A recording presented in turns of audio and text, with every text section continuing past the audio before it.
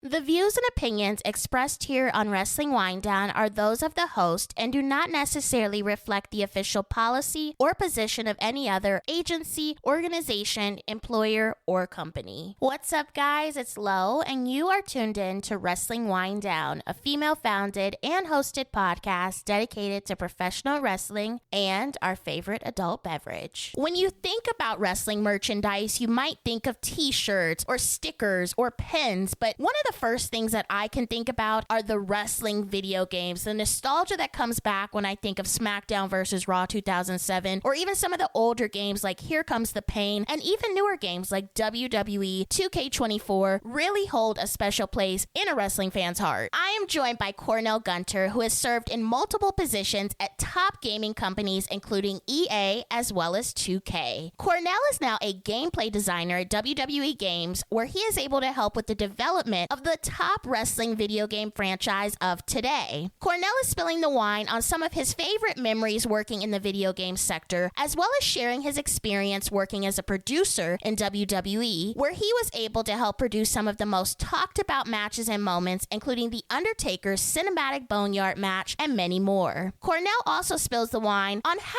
he remains so level-headed on social media with video game fans and stans coming at him, and shares his manifestation that has become reality. So grab your favorite glass of bubbly. We're going in for the 3 count.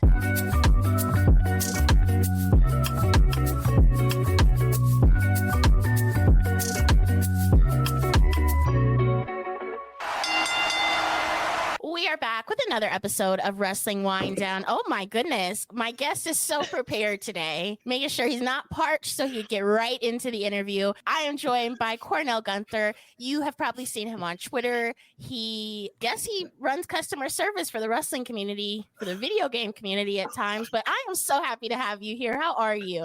Wow. You know what? That was actually... runs customer service. I like that. That was fire. I do not run customer service. I'm running for my life. Kidding.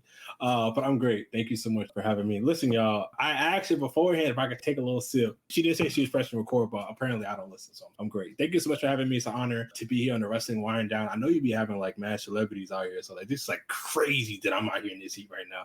Like, to be honest, after this over, please like email me your autograph so I can print it out. Oh my gosh. Okay. I'll have my people talk to your people. It's just me. So, okay, cool. Yeah, just have your people reach out to me. You know what I'm saying? When did you first become a wrestling fan? Probably like 4 years old. My great grandma, Lord rest her soul, she used to be set up in my grandma's house, so like a hospital bed or whatever. And I was a bad kid. Not really bad in terms of like getting into stuff, but it was just like I was always like getting into stuff. But I was underneath her hospital bed one time. She had like a Mountain Dew. And I'm like 4 or 5 years old on Mountain Dew. And it got me lit. And then I see this fellow by the name of The Undertaker. And I was like, yo, who was this person? Like, why he mad spooky? Like, and he, and I was like, Then I saw Shawn Michaels. This back when they were doing some stuff with Shawn and Taker, like it's like early In Your House stuff. And I was like, who is this guy? He was like mad flamboyant, mad crazy, and all that. And it was Shawn Michaels. And ever since then, it was just a wrap. And like my mom is like, that's my dog, my bestie. For years, she watched it, and then my great grandma passed. She continued it and watched it with me throughout. I mean, she would like save up mad money to take us to a wrestling show. So we went to first ever show was Monday Night Raw, like 1998, 99. No, I'm lying. It's 2000.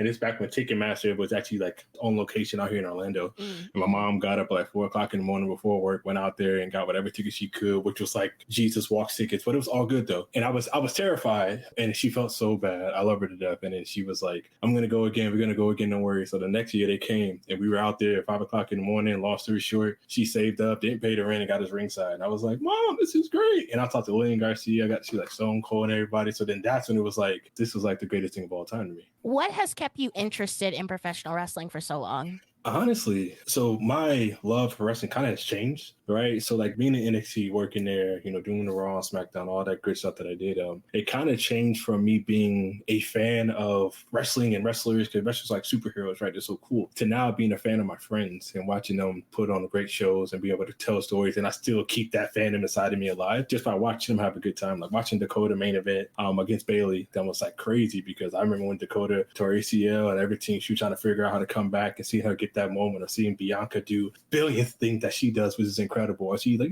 Tez and Dogs or Omos and Reggie and everybody. Just like, it's a lot of the little things. So watching other people accomplish things that makes me love wrestling more than just being a fan. Who were some of your favorite wrestlers to watch when you first start watching wrestling versus now? So when first started watching it, Shawn Michaels, and then now I love to watch all my friends, but outside of them, because I'm biased, right? Like, all my friends are great, but it's also like, Malachi Black, Adam Cole, please get healthy soon. Those two guys carried a lot of my wrestling love and fandom for a very, very long time, especially down in NXT, being able to watch it up close and personal. But then, I really love women's wrestling more than men's wrestling, because I feel like the women's been carrying the load for a minute. So like Io Shirai is like my GOAT. Harry, Asuka, clearly the Bailey. So like anything that the women do, even especially down in NXT, Kiana James, just came over, just like, oh snap, that's actually pretty cool seeing somebody coming in and get drafted right up. But like anything and all things women, like Athena out there in ROH, AEW, the run she's been having for the past year and some change, I think does not get talked about enough, and it doesn't get the respect that it deserves because it's on ROH. You put her anywhere else doing that kind of stuff, it'd be singing glory, and it'd be fans, mobs outside, t-shirts, all those kind of things. So anything and everything women's wrestling is on me. Let's talk about your career. Oh, do we have to talk about that? Yes, we do. I'm just joking. Your career in the video game world started 6 years ago at EA. Tell me about what interested you about working in the video game sector. So here's the thing. It started actually, technically, officially, 6 years ago, but unofficially, I was on a contract for about 2.5 years prior. So what got me into video games, really, and just how I got even into it, was like wrestling. Right. I still have like no merchies in my N64. I have 2 versions of. Okay, now I get to be a nerd. Thank you so much. I have 2 versions of Here Comes the Pain. I have one from overseas and one from the United States. I have like all the in-your houses and all that. And it was just wrestling, right? It was just like being able to play a game using the people that I see on TV, which are like my superheroes. And also, the basketball, the NBA Live, the 2Ks and all those kind of things. But then when I went to high school, it was like I played ball, all that stuff, and with the cause of played ball. But like outside of practicing, all that kind of stuff, you really don't have time to do anything. You talk on the phone to your girlfriend, all the puppy love texting, but I'm playing the video game. So that kind of stuff really took me. Then after I left college, it was like, what the hell I'm going to do? And then EA hit me up to like, hey, come in and check out some stuff. And I was like, sure. And then we kind of kept on like an easy going relationship for about 6 to 8 months. And the next thing you know, they was like, we have this job. You're making pennies. I was like, I'll take it. Just an opportunity. And I think that's one thing about me. It was like, all I ever wanted was like just an opportunity to do something. So that's why I was like, when I got it, I was like, I'm going to go pedal to the metal. It paid off tremendously. So you worked there, and then you moved over to WWE as a producer. How did this opportunity come along? Tom Phillips, I love you so much. Tamario, I love you so much. Apollo, Ricochet, I love you so much. So basically, what I used to do back at EA was I was a live service producer for a game called NBA Live. And at the time, I had just got Xavier and Up, Down, Down stuff with EA for like, doing sponsored videos. They were doing all the UFC tournaments that back in the day used to be so hilarious and so fun. So I got Xavier on the phone with them. I'm sitting here looking like, man, like, they're coming to the studio all the time. And I'm like, man, I'm kind of getting it. It's previously WWE had reached out about doing like a writer assistant job being on the road. I didn't want to move to Connecticut at that time. My oldest was just born. So I was like, hey, I don't know how this is going to work. Like, I'm super excited, but like, I can't move at all because like I'm just not ready to do that. But then Tom Phillips came to the studio with Apollo and everybody, and he was like, yo, this dentist position, I think you'd be good for it, And I was like, all right, man, it's now or never. Long story short, I went to New York for SummerSlam weekend in Brooklyn, went to NXT, Barclays, and all that kind of stuff. Adam Cole debuts, and I go back to the hotel, and Tom is like, it's time, like, let's get it going. So WWE was great. I went to like one interview it was supposed to be an hour, last like 4 hours. I was like, okay, I think you like me. I'd never heard of that kind of stuff. I walked into the PC, it was like middle of the afternoon. I walked out, it was nighttime. I was like, all right, appreciate it. What do you talk about for 4 hours? So when I came in there, it was just like, I got the tour of everything. They shut down the PC, which was awesome. So I'm fan mode, like, oh my God, this is where they just shot, like, the PC trial, or this is what they did tough enough. And so like, those kind of things. But then once you sit down and the words off, and like, it's just regular communication and conversation about like, what have you done? What is like, do you like the product? I'm like, yeah, but like, I'm not weird about it. Like, don't worry, I'm not weird about it. But then it was great. And then we talked about the position of like meeting the CIO, which is like the Content Innovation Lab. And we did like not a lot, but all of the WWE PC stuff that used to come out, all like the mini profile pieces and all like the real life stuff. We did all that stuff, which was, to me, it was like coming in, I was was like, oh, it's gonna be easy as hell. Like, hell yeah, like, you know, because I had a video editing and you know, shooting and all those kind of background. But then it's like when I got in there, I was like, oh, it's gonna be great. And it was the hardest thing ever to do, because you have a lot of people that was on that Black and Gold brand that was so used to just being a character all the time, to where it was like, hey, can you just be honest and tell me how you feel? Why would I do that? It's like, but yeah, also in a sense, I understood, because everybody then in Black and Gold was hot as ever. It was like, at that point in time, in my opinion, NXT was like the hottest brand on earth at that time. So I get it. You want to go what works. So then after a while, it built up enough equity and a lot of trust with people. Then it was like, oh, this is great. Yeah. I mean, one time Kyle O'Reilly had a match, and this is before Stand and Deliver, him and Adam Cole, and they're doing a ramp up, and he's like throwing up in a parking lot. And I'm like, oh, let me take this camera off for you. And he's like, no, come on, get it. I was like, yo, okay, Kyle, I love you so much. But it was like those kind of things to where it became like super cool. And like, you know, got to do all these vignettes and promos, all these cinematic matches, like Taker's Boneyard, right? Or like Adam Cole cinematic match, or Johnny Gargano and Ciampa cinematic match, or filming Raw and SmackDown during COVID. It's like that 4-hour interview conversation opened up the door for so many things that honestly just changed my life. Talk to us a little bit more about the cinematic matches. What kind of prep goes into doing something like that the day of and even after the fact?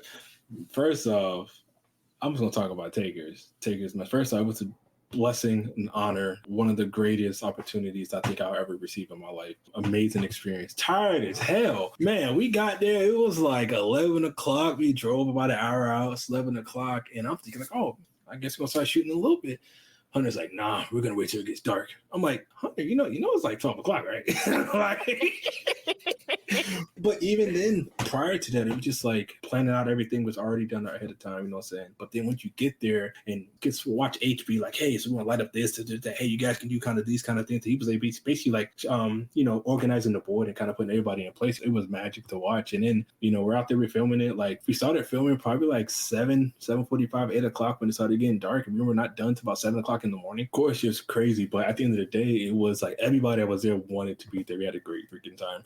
And afterwards, it was just like, I need to go to sleep and recover. It was crazy because a couple of days prior, we did the Gargano and Ciampa cinematic match. We filmed that as well. And it's just like those guys and girls at WWE, man, I'll tell you right now, they are some of the most organized and most like creative thinkers that I've ever sseen. And that kind of like pushed me, because when I got there, you know, everybody's like, oh man, I got all these ideas. Of course you do. Of course you got all these ideas. And then they kind of honed it in and kind of get you to understand what an actual creative idea is. It's not what you want. That's not a creative idea. Creative idea is being able to tell layers and stories, blah, blah, blah, to where it benefited me so much. And that's kind of how I move in my career now, which has helped so much. But they had everything already planned out. Honestly, it was the hardest part was just like being done with it. Like I got in the car, I saw a picture on my phone. It was like 6:58 or something like that. And I was like, I get in my car in front of my music and I'm just like, hell, like that just really happened. But I think that was it, man. But it was, again, they're fully prepared. You never walk into a shoot or anything like that feeling like you don't know what's going on. Right. And if there's any type of change, everybody understands why. And then that's it, really. And it's like, all right, cool. You can just pivot and be nimble and just keep on pushing. I will say this. Take a boneyard. I want a Slammy. I still need my Slammy, y'all. I just need my Slammy award. Yeah, like it's taking on one. I forgot about you. I live about 45 minutes down the street, so I get it. They're like, man, you right here. Boy, don't worry about it. I mean, but I'm just saying, if taking on got it, that's a lifetime achievement. I need to put that on my Twitter bio. It's like, want to Slammy for part of the crew for boneyard match. Remind them. Let them know what you've done. Honestly, I need to put that on my LinkedIn. Wow, look at career advice on Wrestling Winedown. Honestly, anything for career advice, just like, man, take the chances, even though sometimes it might financially might not be the most attractive thing, or, you know, it might be like a sleek opportunity. Just get an opportunity, put yourself out there and kick the door down as soon as you can. Stay hungry, stay aggressive, but just make sure you listen. Like sometimes a lot of people get in situations and you're so driven by hunger and desire, and which is great, but sometimes you got to slow down and just be aware of what's going on and just listen. Once you listen, get your assignment, then attack it as hard as you can. Because sometimes just not listening or the lack of listening kind of gets people off track and it's like wasted talent. You mentioned the cinematic matches, which I would assume are some memories that you hold close to your heart. But what are some of your other favorite projects that you've worked on with WWE? Oh man, like left, right. Man, that was great. I remember when we started that.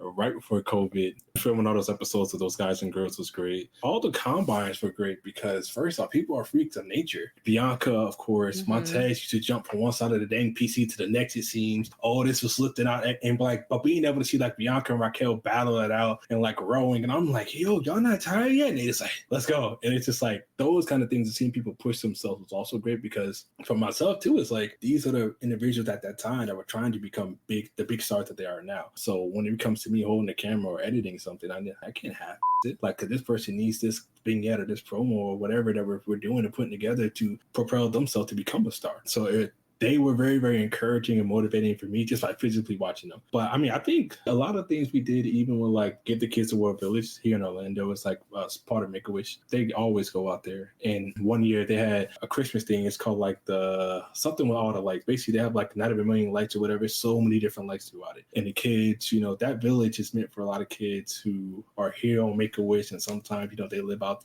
their most magical dream, like ice cream for breakfast and all these kind of things. And when we went there one night, everything was lit up and had like a wrestling ring out there, and me, Josiah, were out there filming, and kids were in there cutting promos and doing all these kind of things. And to me, it was like, holy crap, because these kids they're the real warriors, they're the real superheroes going through stuff that they go through, but they're just sitting there talking about being a wrestler and how cool it was. They had like wrestler cutouts through the windows and all these kind of cool looking things, and just seeing them in those elements, those are the things that really taught me about the essence of life, the essence of understanding of like, here today, going tomorrow, and appreciate what you have. But also like, man, it's never as bad as you think, because the next person could be going through something just as worse. That experience in that place holds beyond a special place in my heart, but it's like, it really taught me a lot. So you mentioned a little bit earlier some advice that you would give somebody that, would be looking to go into WWE, but I have to ask one question because I've heard a little bit of back and forth on it. So should you be a wrestling fan if you're working for WWE? Does it matter? No. In my opinion, no. Here's why. If everybody watches the same product and has the same viewpoint, what fresh ideas are coming in? It's the same thing.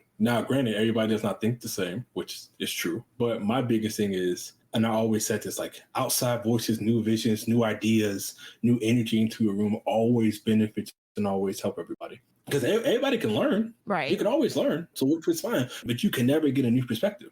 If you keep doing the same thing, that's the definition of insanity. If everybody watch Raw, SmackDown, and NXT, and AEW, and Impact, and have the same opinion as everybody else, what the hell are you going to do? It's not really doing anything. But being able to bring in, and that's what, like, I remember there was one writer that got hired by WWE that had no prior WWE knowledge. They were dunking on her, going crazy. And it was like, I was like, that's stupid as hell. Because she got hired for a reason. Why? Because she's good with a pen to tell stories that were not WWE related, that can benefit to something WWE wanted. So I feel like, no, you don't have to watch a lick of wrestling, but once you get there, of course you have to know the product that you're writing for, but that comes with anything. It's the hypocrisy on social is crazy because people hold other people to a higher standard than they actually hold themselves. No, you don't have to have no wrestling knowledge. All you have to do is be able to be good at what you do and be dedicated to what you do, but also be open to new things, which would be wrestling, of course. You are now at 2K, where you've held a number of positions, which we will get into. What attracted you to go back into the video gaming world after being in WWE? Me leaving WWE and everything that happened, well, it was needed. My son had just passed away at that time, and I needed some time to be at home with my family to figure out how the hell I was just going to pull myself together, right? So I remember me and WWE HR, we had to talk, and, usually when they let, some employees go, whatever, it's like a regular, like, hey, see ya, whatever. But they kind of gave me like the talent type of treatment where they take care of me for X amount of time because they understood what I was going through, which I'm forever grateful for them. They looked out for me and my family from start to finish. I needed time. Then once I had the time, like 2K called me, I put out the tweet, thank you, love y'all, Black Mamba out. But 2K called me that night, with the brand director called me. He's like, hey, some people are itching. I'm like, hey, I need some time. So that was like September, and we fast forward to like February. So I'm like, all right, I need to get back out, need to go do something, because I was starting to go, not stir crazy, but like, all right, man, come on. You can't sit on the couch and hold your head down for X amount of time. So then I started interviewing with like the Miami Heat. There was an NHL team in Columbus, Ohio, I believe, called like the Blue Star or something like that. No respect to y'all, but talked to them too. Talked to multiple different people. Ultimately, it was like, I didn't want to leave the WWE realm, like at all. I didn't. All my friends, all my family. So, and I was like, all right, well, I have game experience. I love the video game. I played all the time. Let's get it done. So I did like 6 interviews in like 2 days. Six interviews is crazy. Yes. I interviewed with Everybody. And it was great though. When that whole thing got laid, I was like, come on to the marketing side, help us with our new mode called MyFact and all these kind of things. I was like, yeah, like this is cool. And I got there and it was great. And I think the best thing about, when I first got to 2K was like just how accepting everybody was. Because honestly, word to God, like I was not around anybody except for like my family. My best friends flew in from all around the town to come down for my son's funeral. Then that was it. When they left, almost everybody left the funeral, Bianca and Rhea and everybody, it was like people checked in, but I wasn't around anybody. So like my social media was out of whack because I didn't really know how to be around people. And when I got there, they could tell, but they were just like everybody from top to bottom, from like the CMO, COO, those people that usually the average person in the company never gets to talk to. They all like made it a point to come talk to me, maybe feel comfortable. It's like, hey, like it's cool, take your time, like we understand. Honestly, like my first night, we were in Dallas at WrestleMania. That's how I got to meet everybody. I cried. I was like, oh my God, like I hope I'm not like effing this up or whatever. And then like my boss, Hasib at the time, texted me like, hey, want to let you know it was amazing to meet you. Like, hey man, like we're gonna be fine. Just take your time. And it was like gave me the reassurance that I need. Cause like, I don't know, I feel like as men, we are conditioned to be like, bro, you better not say no soft stuff, dog. Like you better chill out. And it's like that's mentally exhausting to sit up here and mentally put yourself in a place where you cannot open up and say, hey, I don't got it, I'm not feeling it, or mentally I'm not okay, I need some help. To go ahead and continue to suppress that, bro, you're gonna explode. And nobody wants that for you. And it's okay to ask for help. It's not weak. You're not a B word. You're not soft. You're actually strong as hell to say, I need help. So I think for me at that moment in time, it gave me the reassurance that I need just as a person, as a worker, as just everything that I needed. Was like, damn, I really appreciate y'all for going out your way. So that's why for me, like I knew I made the right decision. Did I wish I was courtside watching Jimmy Butler go crazy from Miami Heat? Of course, yes, but no, of course no. But no, I was very, very happy and very thankful that I made the decision. Let's talk about your previous position of global influencer / creator manager. Mm-hmm. It seemed like you had a lot of eyes on you via social media in this position. Can you explain what this job entailed and how you were able to kind of navigate with fans and stans, because there is a difference, alike, constantly tweeting you regarding WWE 2K? Now, before I even let you answer the question, before we started this podcast, I called him human resources because truly, if you follow Cornell, you will see the amount of back and forth there is with so many different individuals who are wrestling fans, but also wrestling fans that are utilizing the video game, and they come to you with their complaints. Yeah. My job at the time was entailing me working with influencers and creators, and there's also a core group of individuals that's called Next Makers, which is saying that they're gamers and creators, but they work with 2K on a more A to B level, more direct, daily situation versus like influencer. You might bring them on for like big stuff and then, go do your thing. They give so much work with me. So that was more so my thing. But it's like, hey, make sure they stay afloat, being able to get them content assets that they need to be able to put on their channel, make sure their channel grows, being able to talk to them like, hey, like, what do you have planned? What do you want to do? How can I help? What resources can I apply to you? So basically like, really being an influencer and a creator manager. Now, where the social stuff came in, when the water got really, really hot, which is, I always seen a lot. And at the time, I was doing WWE 2K Showdown, which is like on Twitch and all this stuff on a weekly basis. And I was doing stuff in person at events, and I was like, all right, well, if I'm going to do this, me personally, I'm going to take it serious, and I'm going to be out here just going to be somebody that's just like, hey, if you got something, holler at me. And, a lot of people,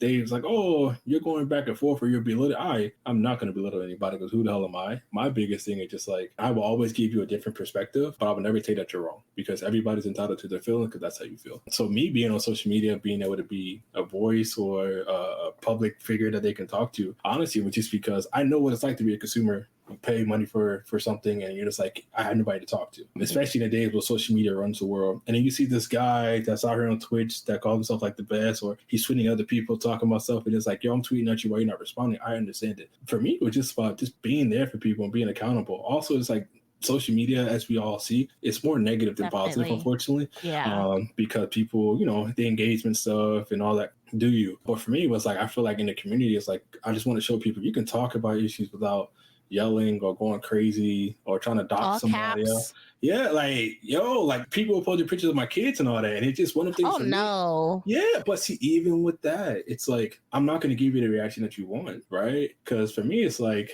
the humble flex is like, well, you turn on Hulu, my kids are on Hulu anyway. So it's like, okay, right? And it's like, that's my point. It's like people think you have to go to that medicated reaction. No, you can just talk about it. So that's more so. I just wanted to be in a community like, hey, you got a positive person right here. Manny was like, what issue are you having? What console are you having? Okay, I will send it to the dev team. All right, cool. Thank you. We will try to figure this out. Outside of that, it was just like conversation came in, but I'm not going to shy away from talking to anybody. You recently started a new position at 2K, which you shared on social media. Can you share what your new job entails and what you're responsible for? Will you still be tweeting to people on Twitter, or is that done? I had stopped talking to people on Twitter because I got a phone call one time about that. Yeah. Uh-oh. But it wasn't nothing. Yeah, it wasn't nothing bad. It was just one of them things where after the whole photo of my family stuff happened, of course, folks at 2K, they got very concerned, which is understandably so. And the more the safety, and then some of these other accounts like, yo, when I see you at this event, I'm gonna do this and that. I'm like, brother, first off, listen, man. Just because Trish Stratus's model is not updated on WWE 2K?